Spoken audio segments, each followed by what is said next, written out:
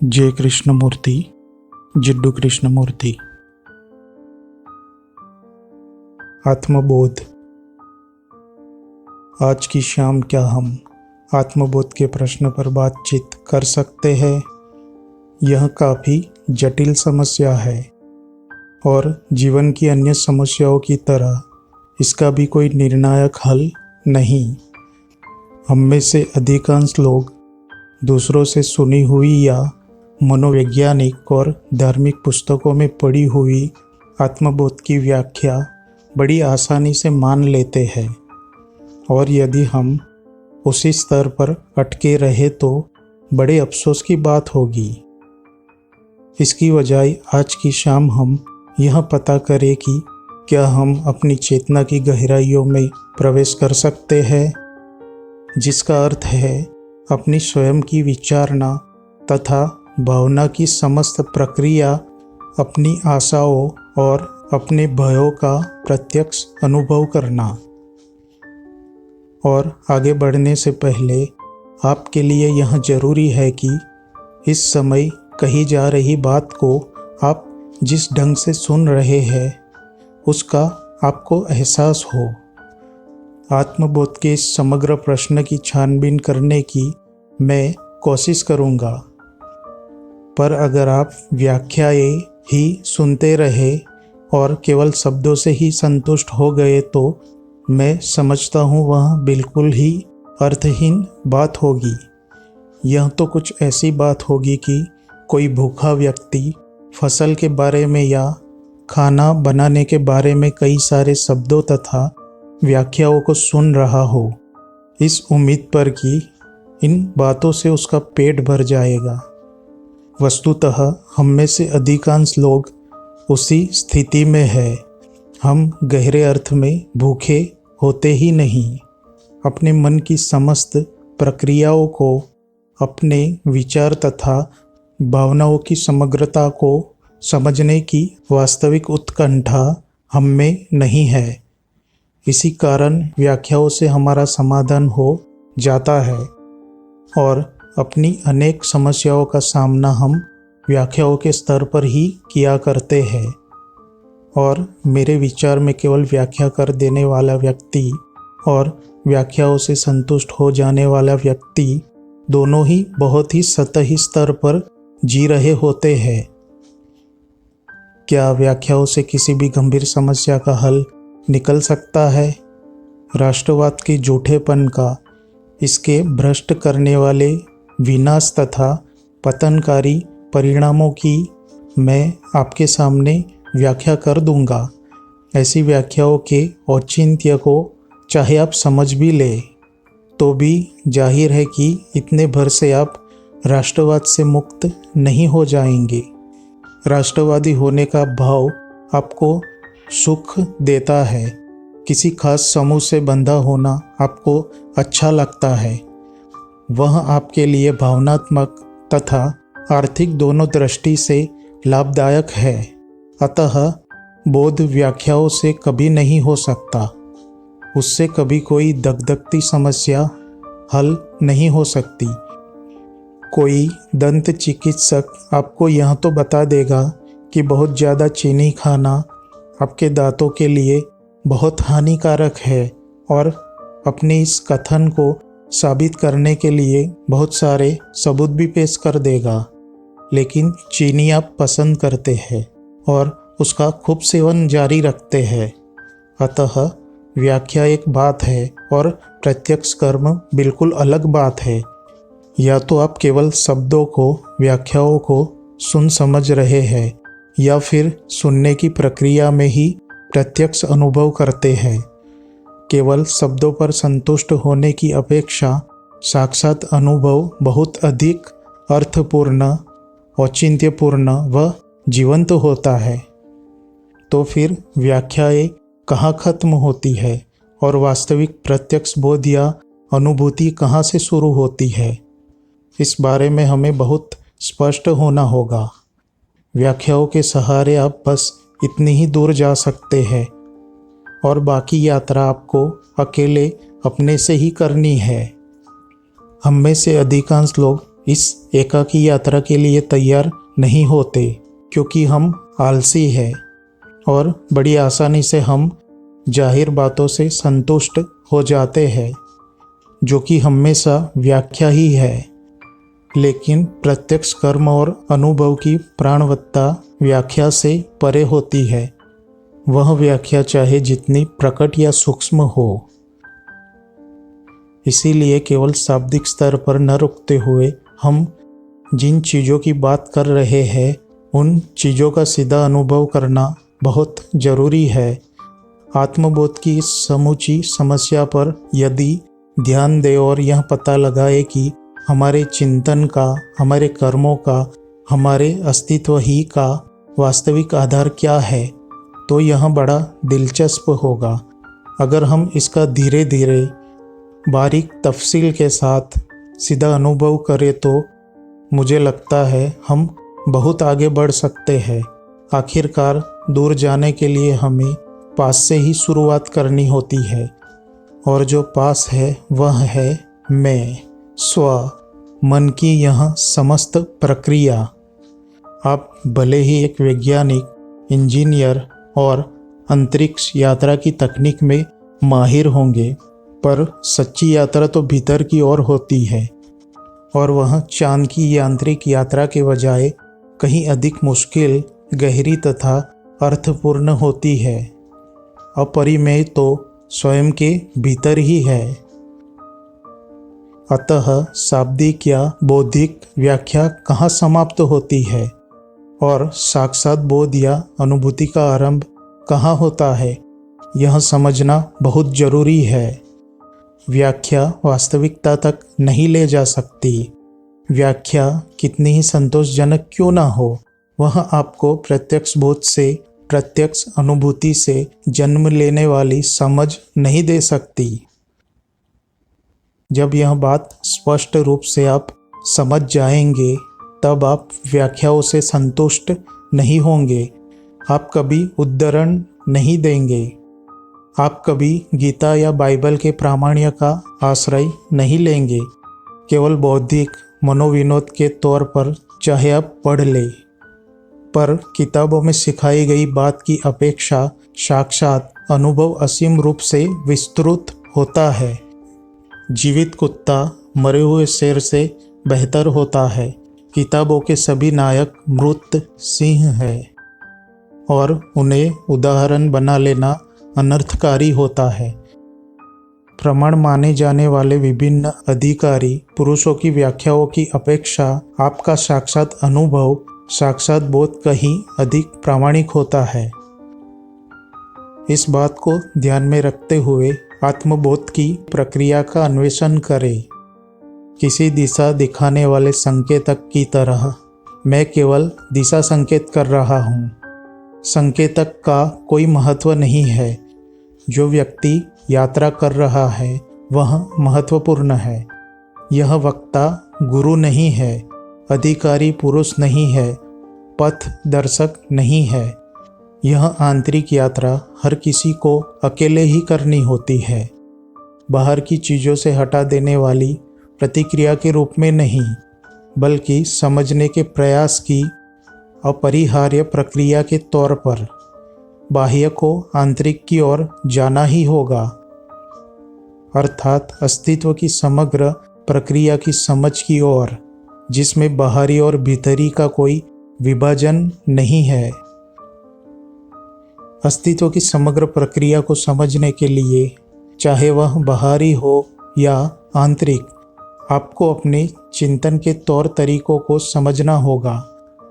आप क्यों सोचते हैं, क्या सोचते हैं, इस बात का पता लगाना होगा, यानी अपने चिंतन के स्रोत को मालूम करना होगा।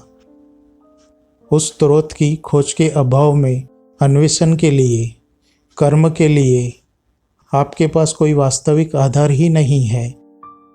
आपका वर्तमान कर्म आदत पर, दिनचर्या पर, अनुशासन पर, आपकी विशिष्ट संस्कारबद्धता पर आधारित है। दिनचर्या की, अनुशासन की, प्रतिबद्धता की अभ्यस्त क्रिया से बिल्कुल अलग एक कर्म होता है, पर ऐसा कर्म केवल आत्मबोध से ही संभव है और इसीलिए अपने आप को समझना इतना जरूरी हो जाता है। अब प्रश्न है, बोध से जानने से हमारा क्या तात्पर्य है? मैं जानता हूँ ऐसा जब मैं कहता हूँ तब इसका अभिप्राय क्या होता है?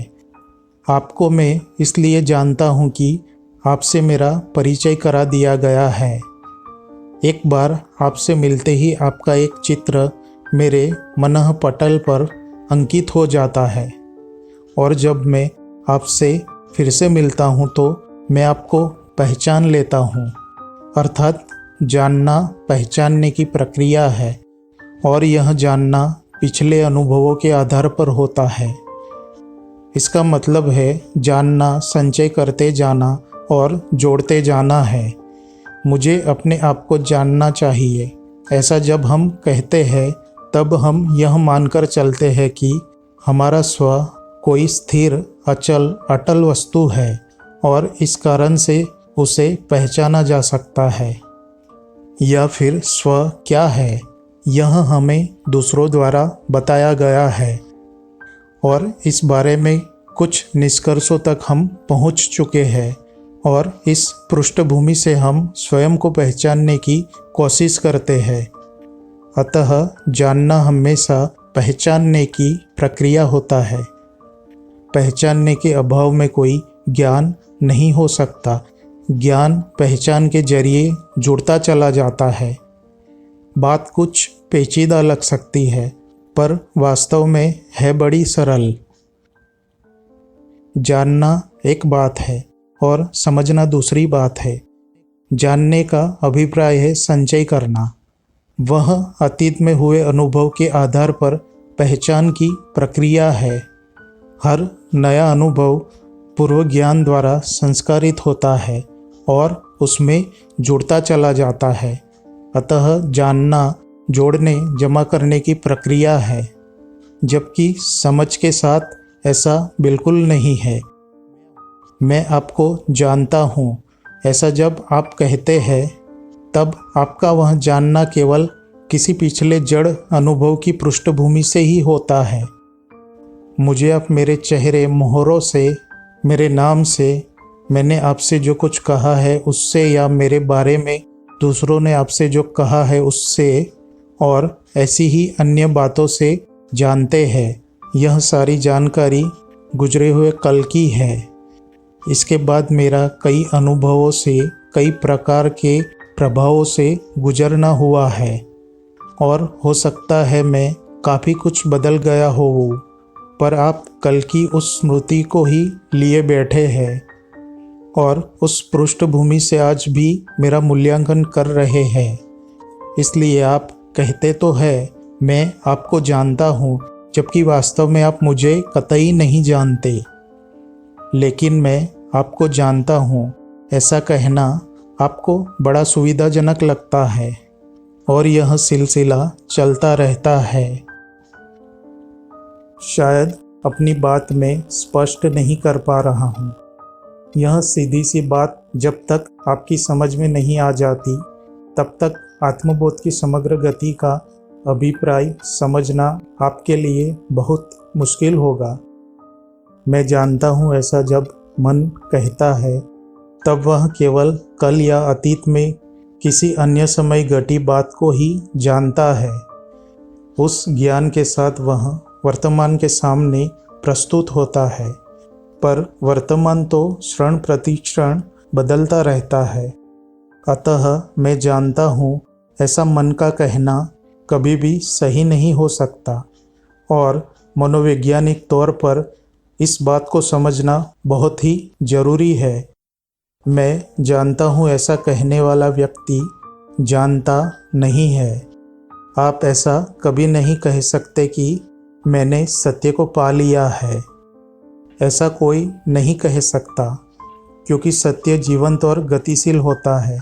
वह कभी जड़ नहीं होता, एक जैसा नहीं होता, और यही सत्य की सुंदरता है, उसकी भव्यता है। मैं या स्व कहलाने वाली इस चीज़ को समझना हो तो मैं जानता हूँ ऐसा कहे बगैर ही और बिना किसी जानकार को माने उस समझ तक पहुँचना होगा। सारा प्रामाण्य निर्जीव होता है और उससे सृजनशील खोज का उद्भव नहीं होता। सत्ता आपको मार्गदर्शन करा देगी, अपने हिसाब से ढाल लेगी, यह भी बता देगी कि क्या करना है क्या नहीं करना है, लेकिन यह सब जानकारी के क्षेत्र में ही होगा और ज्ञात का बोझ ढोते हुए आप उसका बोध नहीं कर सकते। जो जीवंत है, प्राणवान है, गतिमान है, अतः इस सत्य को समझने वाला तथा अपने स्वयं की जांच पड़ताल करने की चाह रखने वाला मन मैं जानता हूँ ऐसा कभी नहीं कहेगा। इसलिए स्वयं निरंतर गतिमान होने के कारण जो नित्य परिवर्तनशील है उसका अवलोकन करने में समर्थ होगा। यही आत्मबोध का आरंभ है। पता नहीं मैं अपनी बात को स्पष्ट कर पा रहा हूँ या नहीं। देखिए सर, जिस स्व को हम जानते हैं वह है तो एक सीमित वस्तु, परंतु वह जीवंत और गतिमान भी है और एक संस्कारों में जकड़ा, परंपरा में बंधा मन है। एक उच्चतर स्व होता है और दूसरा निम्नतर स्व। यह सब कहने वाला मन संभवतः स्व को, अपने आप को नहीं समझ पाएगा। स्व शब्द का प्रयोग मैं किसी विशेष आध्यात्मिक अभिप्राय से नहीं कर रहा हूँ। मेरा अभिप्राय दैनिक जीवन में क्रियाशील उस स्व से है जो सोचता है, अनुभव करता है, आविष्कार करता है, आशा करता है, इच्छा करता है और द्वंद्व में फंसा हुआ है। वह स्व जो पूर्वाग्रह ग्रस्त है, जो अटकलबाजियाँ करता है, आंकता है, तलाश में रहता है। क्या यह सब बहुत मुश्किल लग रहा है? उम्मीद है कि ऐसा नहीं है। अगर ऐसा है तो इसे रहने दीजिए। शायद मैं इसे किसी अन्य ढंग से बता सकूं।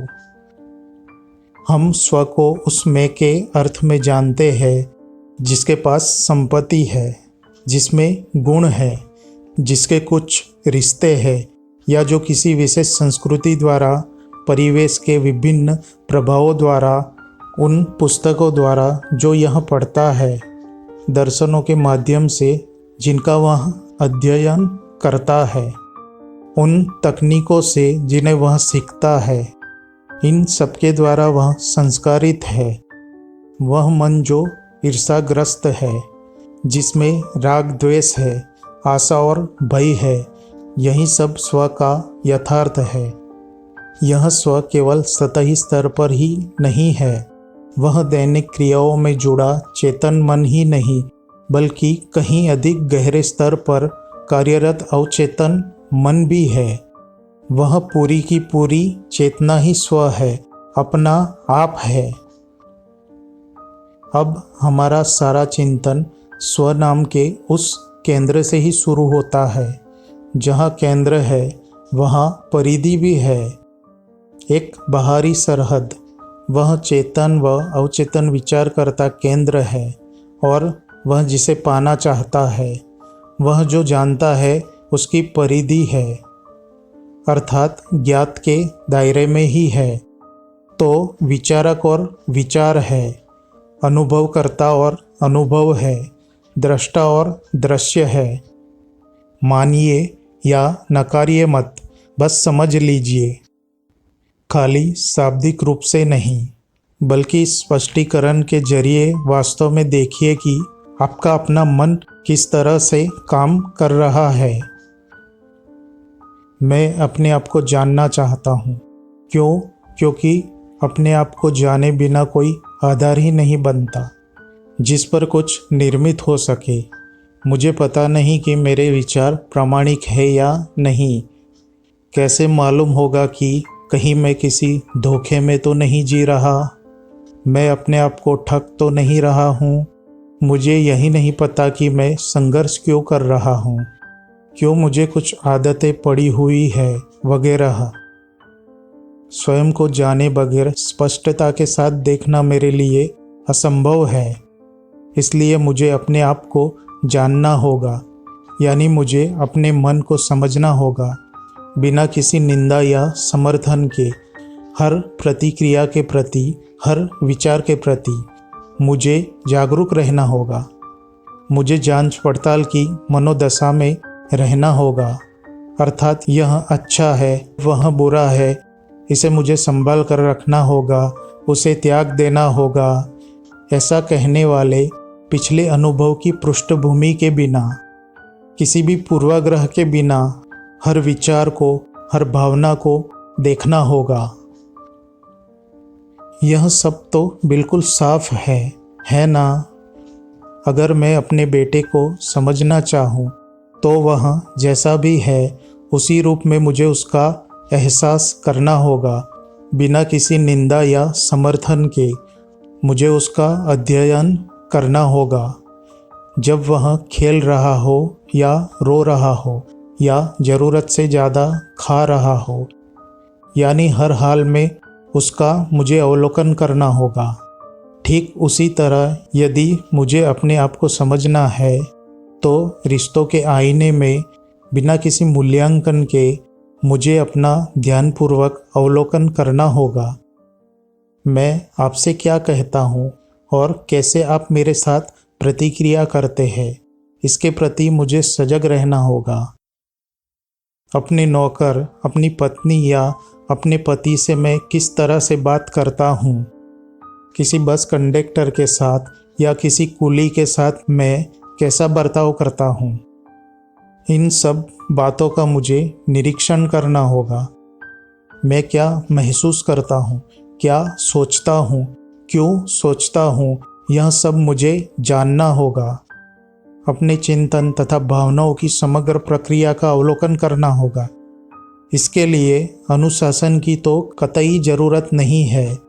जब अवलोकन के लिए आप स्वयं को अनुशासित करते हैं, तब वह अनुशासन ही आपके अवलोकन में रुकावट बनता है, क्योंकि अनुशासन तब आपकी आदत बन जाता है।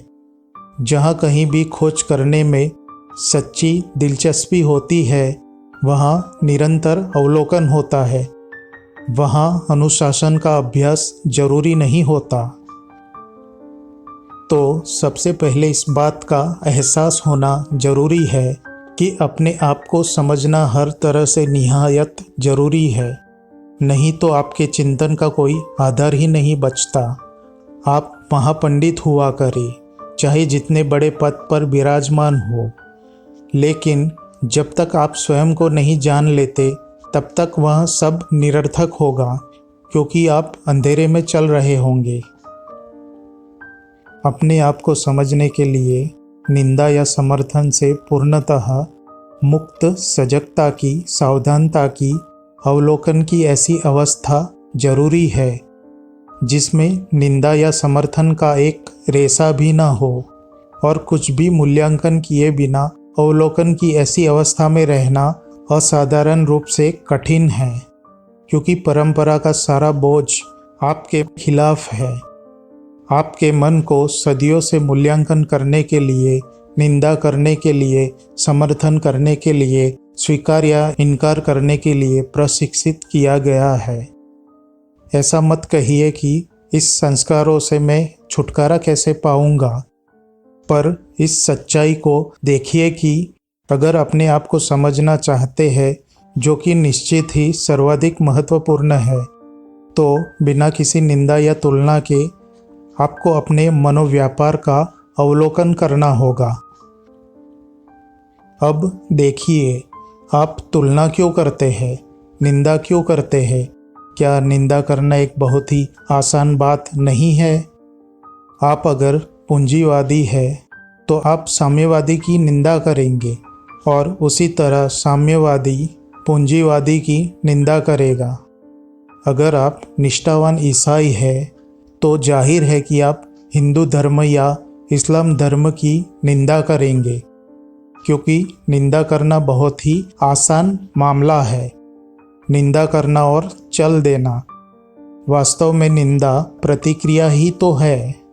और वह आलसी मन के लक्षणों में से एक है। तुलना का मामला भी ठीक ऐसा ही है ना? क्या तुलना करने वाला मन कभी समझ सकता है सर? मुझसे सहमत या असहमत मत होइए, बल्कि अपने भीतर गौर से देखिए। जब आप अपने छोटे बेटे की तुलना उसके बड़े भाई से करते हैं, तो क्या आप उस छोटे वाले लड़के को समझ पाते हैं? और इस तरह कक्षा में तथाकथित शिक्षा के अंतर्गत किसी संवेदनशील बच्चे को क्या हम बर्बाद नहीं करते, जब उसकी तुलना उससे बड़े या उससे अधिक बुद्धिमान बच्चे से करते हैं? बेशक तुलना भी एक मंद विचारहीन महा आलसी मन की निशानी है, और ऐसे मन को बोध कतई नहीं हो सकता। अगला सवाल है, सोचना होता क्या है? बेशक जिसे हम चिंतन कहते हैं, वह स्मृति की संस्कार की प्रतिक्रिया है। अगर मैं आपसे कोई परिचित प्रश्न पूछूं, तो आपकी प्रतिक्रिया तुरंत होती है, क्योंकि स्मृति का यंत्र विन्यास तत्काल काम करने लगता है। प्रश्न और उत्तर के बीच कोई अंतर नहीं होता। यदि मैं आपसे बहुत अधिक पेचीदा सवाल करूं, तो सवाल और जवाब के बीच अंतराल आ जाएगा। कुछ समय अवकाश होगा, और इस अवकाश में मन अपनी स्मृति भंडार में से अतीत में सीखी हुई सारी बातें उत्तर पाने के इरादे से टटोलेगा, और इस स्मृति की प्रतिक्रिया को ही तो हम सोचना कहते हैं। अब देखिए, स्मृति हमेशा संस्कारबद्ध हुआ करती है, ठीक है ना? आप एक हिंदू, एक मुस्लिम, एक कम्युनिस्ट, एक कैपिटलिस्ट के तौर पर या अन्य किसी रूप में संस्कारबद्ध है, और जब मैं आपसे कोई प्रश्न पूछता हूँ, तो आप अपने संस्कारों के अनुसार उत्तर देते हैं। यदि आप एक निष्ठावान हिंदू हैं और मैं पूछता हूँ कि क्या आप भगवान पर विश्वास करते हैं, तो आप कहेंगे कि हाँ, क्योंकि सदियों से आपको विश्वास करने के लिए शिक्षित किया गया है, संस्कारित किया गया है। और इस तरह का प्रश्न यदि उस व्यक्ति से किया जाए जो भगवान पर विश्वास न करने के लिए प्रतिबद्ध हो, तो वह कहेगा कि आप क्या बकवास कर रहे हैं। इसलिए सर्वाधिक सतही चिंतन से लेकर सर्वाधिक जटिल चिंतन तक हमारा सारा सोचना अपने संस्कारों के अनुसार स्मृति की प्रतिक्रिया है। मैं अपने भीतर जो भी हूँ उसका पता लगाऊंगा, ऐसा कहने वाला मन पहले ही संस्कारबद्ध है। वह हिंदू, बौद्ध, ईसाई या अन्य किसी रूप में संस्कारबद्ध है।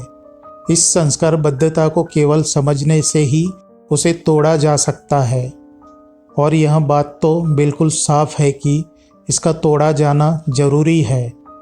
हिंदू होना या ईसाई होना, कम्युनिस्ट होना या सोशलिस्ट होना बिल्कुल बेतुकी बात है।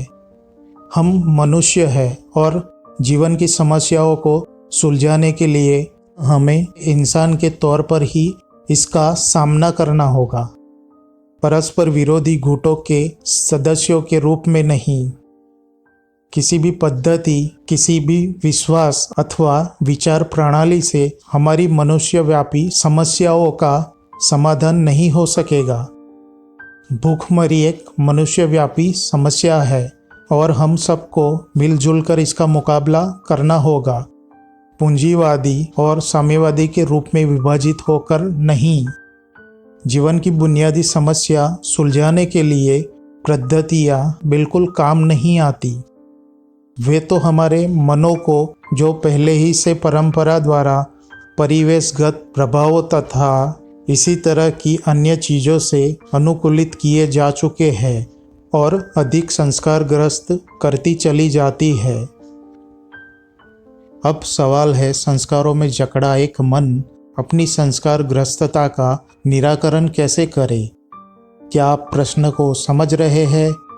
मान लीजिए कि आप एक हिंदू के रूप में संस्कारबद्ध है, और अपनी संस्कारबद्धता का आपको जरा भी एहसास नहीं, क्योंकि जिस समाज में आप रहते हैं उसमें प्रायः हर व्यक्ति हिंदू है, इस बात को आपने स्वीकार कर लिया है और इसके बारे में आप कभी शंका नहीं उठाते। पर इस समय कोई आपको बता रहा है कि आपका मन संस्कारग्रस्त है और आप इस सच्चाई को देखने लगते हैं। इसलिए आप कहने लगते हैं, इस संस्कारबद्धता से मैं कैसे छुटकारा पाऊँ? सर, किसी संस्कार विशेष से मुक्त हो जाना अभी भी एक संस्कारबद्ध अवस्था ही है। इस पर गौर करें। किसी चीज़ से छुटकारा पाना एक प्रतिक्रिया है और इसलिए वह मुक्ति कतई नहीं हो सकती। अपना अभिप्राय में और खोलकर बताता हूँ, केवल राष्ट्रवाद से अपने आप को मुक्त कर लेना एक प्रतिक्रिया होगी, क्योंकि मैं कुछ और होना चाहता हूँ।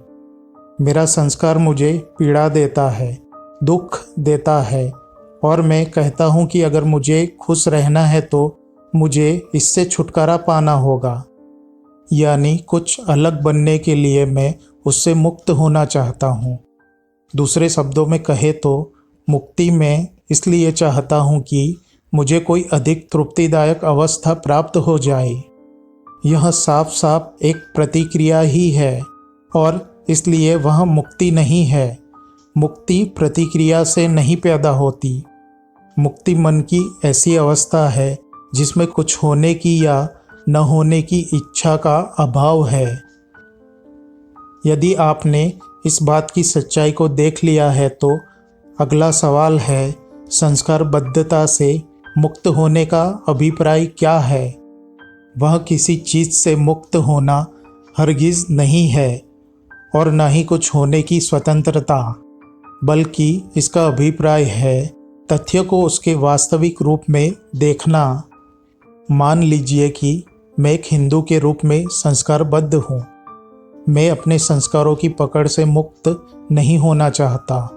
मैं उन्हें देखना चाहता हूँ और जैसे ही मैं उन्हें उनके असली रूप में देख लेता हूँ, मैं मुक्त हो जाता हूँ।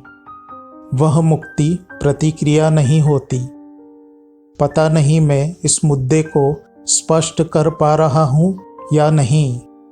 मैं मिसालें देना नहीं चाहता, क्योंकि मिसालों का दूसरी मिसालों से खंडन किया जा सकता है, लेकिन महत्व निषेधात्मक चिंतन का है, क्योंकि निषेधात्मक चिंतन ही प्रत्यक्ष चिंतन होता है।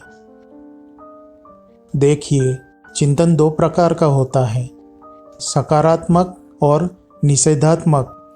क्या किया जाए यह तय करना सकारात्मक चिंतन है। किसी पद्धति के, किसी प्रणाली के, किसी अनुशासन के अभ्यास द्वारा अपने संस्कारों के बंधन को तोड़ना, संस्कारबद्धता से मुक्त होने के लिए किसी विधि या अनुशासन का अभ्यास करना केवल एक दूसरी संस्कारबद्धता लाना है, एक नई आदत डालना है। यह हुआ सकारात्मक चिंतन। जबकि अपनी संस्कारबद्धता के तथ्य का अवलोकन करना और इस सच्चाई को देखना कि किसी भी पद्धति या अनुशासन से संस्कारबद्धता से छुटकारा नहीं पाया जा सकता, यह निषेधात्मक चिंतन है। सर, आप में से कई लोग अहिंसा का अभ्यास करते हैं। आप अहिंसा के आदर्श की उपासना करते हैं। आप निरंतर अहिंसा का उपदेश देते हैं। यह सकारात्मक दृष्टिकोण है और आप इसे अच्छी तरह से जानते हैं, पर सच्चाई यह है कि आप हिंसक हैं और केवल इस तथ्य का बोध ही निषेधात्मक दृष्टि है। इस बात का बोध कि आप हिंसक हैं, इसमें आपको कुछ करना नहीं है। जैसे ही आप हिंसा के बारे में कुछ करने लगते हैं, अहिंसा का मनगढ़ंत आदर्श आपने पेश कर दिया होता है। पता नहीं आप इस बात को समझ रहे हैं या नहीं। मान लीजिए कि मैं एक लालची हूँ। अब यह एक तथ्य है और इसे मैं जानता हूँ। मैं अपने लोभ को अलोभ में नहीं बदलना चाहता। वैसी ही चाह का मेरे लिए कोई मतलब नहीं, क्योंकि मैं देख पा रहा हूँ कि निर्लोभी बनने में भी लक्षण लोभ के ही है। किसी भी प्रकार से कुछ बनना लोभ का ही एक रूप है। मन को अपने लोभी होने की सच्चाई का एहसास होने लगता है और उसे यह भी बोध होने लगता है कि लोभ को बदलने के लिए उठाया गया कोई भी कदम लोभ के ही दायरे में आता है। जो है का बोध ही उसका निराकरण है। अतः स्वयं के अन्वेषण का आरंभ निषेधात्मक दृष्टिकोण से ही होना चाहिए, क्योंकि स्व क्या है इसकी आपको जानकारी नहीं है। आप समझेंगे कि एक लोभी मनुष्य के रूप में या दूसरे किसी रूप में आप अपने को जानते हैं, पर यह स्व निरंतर प्रभावित होता रहता है, बदलता रहता है और इसे समझना हो तो आपको इस तक सकारात्मक ढंग से नहीं बल्कि निषेधात्मक ढंग से, अप्रत्यक्ष ढंग से पहुंचना होगा। अधिकांश मन संस्कारित होते हैं और किसी निश्चय या संकल्प से, अनुशासन के किसी भी अभ्यास से उस संस्कारबद्धता को तोड़ा नहीं जा सकता। जब अपनी संस्कारग्रस्तता के प्रश्न को हम निषेधात्मक दृष्टि से लेंगे तभी उस संस्कारबद्धता को तोड़ना संभव होगा। जो है उसका बोध मात्र अपने आप में पर्याप्त है। इसे करके देखिए और आपको पता चल जाएगा कि ऐसा क्यों है। जब निषेधात्मक दृष्टि को आप समझ लेते हैं, यानी जब आप निर्लोभी बनने की निरर्थकता के तथ्य को, उसकी निरुपयोगिता और उसमें निहित धोखाधड़ी को देख लेते हैं, तब आपका लोभग्रस्त मन निर्लोभी बनने की ऊहापोह में नहीं फंसता। इसलिए जो भी है उसे देखने के लिए, अर्थात लोभ को देखने के लिए वह स्वतंत्र होता है। और चूंकि मन लोभ को अबाधित होकर देख पाता है, इसलिए उसका समापन करने में समर्थ होता है। यह करके देखिए। अगली बार जब भी आप गुस्से में या आक्रामक भाव में हो, इसकी निंदा मत कीजिए, इसे सही या गलत मत कहिए, बस इसे देखिए किसी मनोभाव की तरफ, बिना इसे कोई नाम दिए, बिना निंदा या समर्थन के। केवल देखना एक असाधारण बात है। क्रोध शब्द ही निंदा व्यंजक है, और जब आप बिना नाम दिए उस अनुभूति की ओर देखेंगे तब क्रोध शब्द के माध्यम से उस मनोभाव के साथ चलने वाला शाब्दिक साहचर्य समाप्त हो जाता है। इसके साथ साथ चलिए सर, जो कहा जा रहा है उसको न स्वीकार कीजिए न अस्वीकार, बस उसमें उतर पड़िए, चाहे आप उसे समझ पा रहे हो या ना समझ पा रहे हो। स्व की समूची प्रक्रिया को समझने के लिए निषेधात्मक रुख आवश्यक है, क्योंकि चेतन मन सचेतन रूप से गहरे अवचेतन में नहीं उतर सकता। बाहरी तौर पर चेतन स्तर पर आप बहुत बड़े तकनीशियन हो सकते हैं, पर आपके अंदर अवचेतन के गहरे स्तरों पर जातीय सहज प्रवृत्ति, पारंपरिक प्रतिक्रियाओं का दबाव आपके पर हावी रहेगा। वहाँ पर आपकी सारी महत्वाकांक्षाएं, आपकी विफलताएं, आपके छिपे प्रयोजन और भय बहुत प्रबल होंगे, और यह सब आपको समझना होगा। इसे समझने के लिए आपको नकारने वाला नज़रिया अपनाना होगा।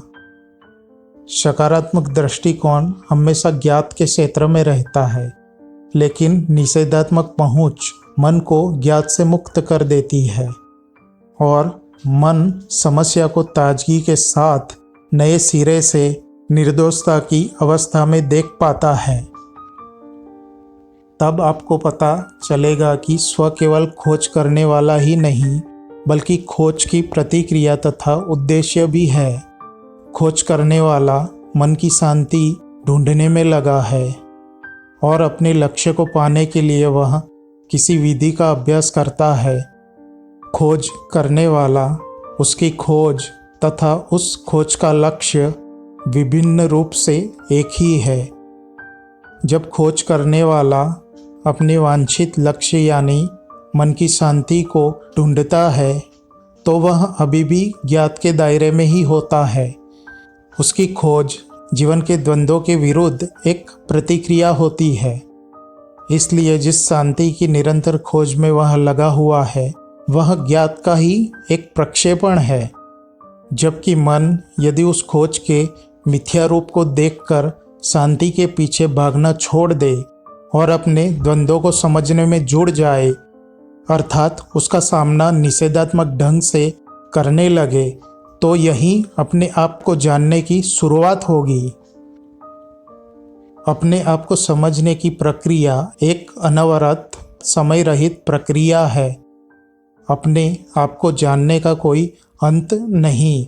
जिस क्षण आप इस सच्चाई को देख लेते हैं कि स्वयं को समझने की कोई सीमा नहीं, उसी क्षण आपका मन ज्ञात से मुक्त हो जाता है और इस प्रकार अज्ञात का मर्म समझने के योग्य हो जाता है। ज्ञात के खूंटे से बंधा हुआ मन अज्ञात में झांक नहीं सकता। आपके सारे देवी देवता, आपकी बाइबलें, आपकी गीताएं, आपकी मार्क्सवादी किताबें आपको बहुत दूर तक नहीं ले जाएगी। दूर जाना हो तो आपको बिल्कुल पास से शुरुआत करनी होगी, अर्थात यह समझना होगा कि ज्ञात के दायरे में सिमटा हुआ मन, ज्ञात से बंधा हुआ मन अज्ञात में अग्रसर नहीं हो सकता। अज्ञात है ज्ञात का संपूर्ण निषेध, वह ज्ञात की कोई प्रतिक्रिया नहीं है। इसलिए अन्वेषक और उसकी सारी खोज, इस सारे खेल का अंत होना चाहिए। दूसरे शब्दों में सारी तलाश खत्म हो जानी चाहिए, तभी कुछ नए की संभावना होगी। सभी गहरी खोजें इसी अवस्था में हुई है, ना कि तब मन जब अपने ही प्रक्षेपण का पीछा कर रहा हो। जब ज्ञात के क्षेत्र में मन का घूमना पूरी तरह से बंद हो जाता है, जब वह ज्ञात को अज्ञात में प्रक्षेपित नहीं करता, केवल तभी सृजनशील नूतनता की एक अलौकिक अवस्था उदित होती है और इसका ज्ञात से कुछ सरोकार नहीं होता। वह सत्य है, वह वास्तविकता है, वही परमेश्वर है, या और जो कोई नाम आप उसे देना चाहे, किंतु वह नाम वह वास्तविकता नहीं है। अतः हमें करीब से शुरुआत करनी होगी। मन को उसके द्वारा जानी हुई सारी बातों से खाली करना होगा, आंतरिक रूप से, मानसिक रूप से, ना कि तथ्यों के स्तर पर या भौतिक स्तर पर। आप रहते कहाँ हैं, इस बात को भूलना ठीक नहीं होगा। वह तो स्मृति लोप की व्याधि होगी, परंतु एक अनुभव संपन्न व्यक्ति के रूप में, एक ज्ञानी व्यक्ति के रूप में, जिस व्यक्ति ने पढ़ा ही पढ़ा है और जो ज्ञात के द्वारा संचालित है, ऐसे व्यक्ति के रूप में आपने जो कुछ भी जान लिया है उसे मनोवैज्ञानिक अर्थ में आपको मिटा देना होगा। उस सब को समाप्त होना होगा। जो ज्ञात है उसका हमेशा एक केंद्र होता है और इसीलिए उसकी एक परिधि, एक पहचानने योग्य सीमा रेखा भी होती है। जब केंद्र का अवसान होता है तभी वह सीमा रेखा भी मिटती है, तब मन असीम हो जाता है, मनुष्य के लिए अपरिमेय। अगर आपको कृष्णमूर्ति की बातें अच्छी लगती है तो हमें कमेंट के माध्यम से ज़रूर बताइएगा और वीडियो पसंद आए तो लाइक शेयर ज़रूर करें ताकि मेरा उद्देश्य और लोगों तक भी पहुंच सके। प्रकृति हमें सत्कर्मों के लिए प्रेरित करे। तो मिलते हैं ऐसे ही और एक वीडियो के साथ। तब तक के लिए धन्यवाद।